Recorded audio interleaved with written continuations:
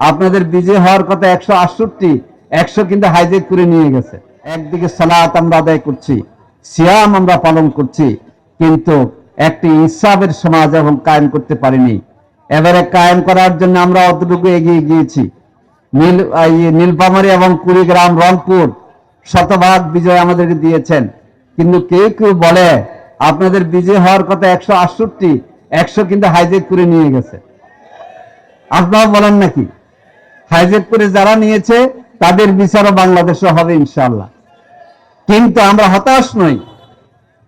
আমরা আল্লাহ রাব্বুল আলামিনের তাওয়াক্কুল করে বলতে চাই, আল্লাহ যতটুকু বিজয় দিয়েছেন আমরা আলহামদুলিল্লাহ। যারা এই বিজয় এবং ভোট জালিয়াতি, ফলাফল জালিয়াতি করেছেন তাদের বিচারও বাংলাদেশে হবে ইনশাআল্লাহ। আপনাদের সম্মান দেখে বলতে চাই, আমাদের 14 বছর 1 মাসের যিনি কারাগারে ফাঁসির আসামি ছিলেন, এটিএম আজহার ভাই, তিনি সংসদ সদস্য নির্বাচিত হয়েছেন।